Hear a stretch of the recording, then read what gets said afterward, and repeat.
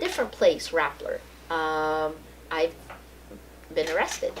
I know how they act when they arrest you. I know the way the legal process now works. It's firsthand. And if anything, the government has just given me more ammunition to talk about its abuse of power. You talk about what you see, how you see it, why it happens, and be transparent about how you came to these conclusions.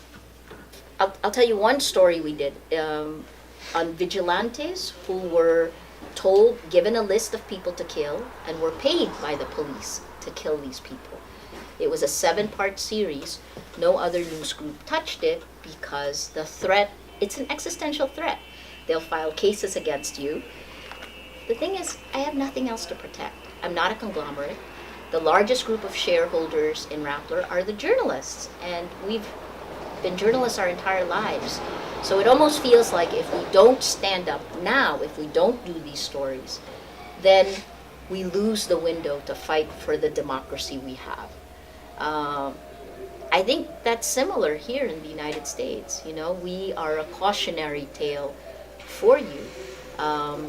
Not saying that you should want to be arrested. When President Trump called CNN and the New York Times fake news, a week later, President Duterte called Rappler fake news. It ripples when your beacon of democracy, the leader of the free world, espouses these words. It's like death by 1,000 cuts, right? Words chip away. And this is where technology has really changed everything, because a lie told 1,000,000 times becomes the truth. Did you guys read Tim Snyder's book on tyranny? Wrote a book on tyranny, right? He said the first thing, and this is like a playbook for many authoritarian style leaders. Lie all the time. 2, tell them it's the journalists and everyone else who's lying. Because if you're the leader, you've got the podium. You have the loudest megaphone.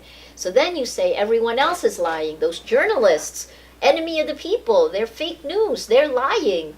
3, you get people in such a state that they have no idea who to believe, what fact and what's fact and what's fiction. And then 4, the minute you get to that point where no one knows what the facts are, which means no one knows what the truth is, you've eroded trust, and you've actually prevented any kind of resistance to this. Sometimes to sound smart, we sound cynical, right?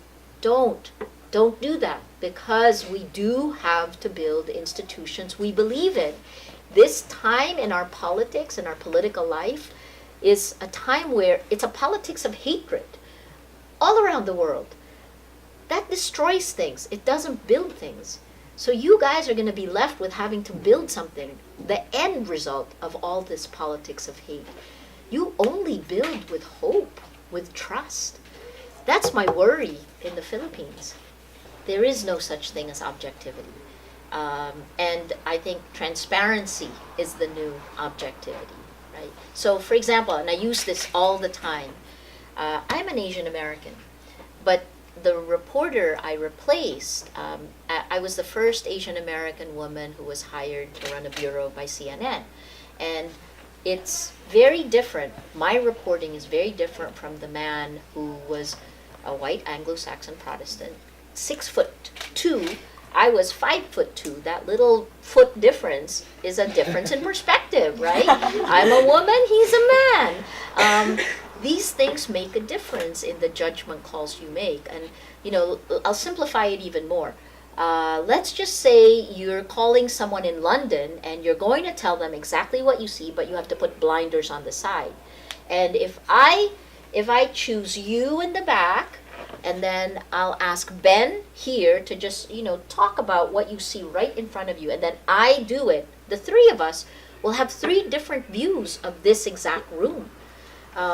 A good reporter will be able to encapsulate it in different ways, right? It's not a he said, she said, which is, I think, where we fall into the false equivalence. That's where climate change, we got played. So Actually, good dictators use that line also. You have to be, it's like parsing the truth is what they force you to do. That's part of what President Duterte wants us to stop doing in the Philippines, is to tell you what it means, what the actions we report mean, right? That's part of what we should be doing as reporters, as journalists.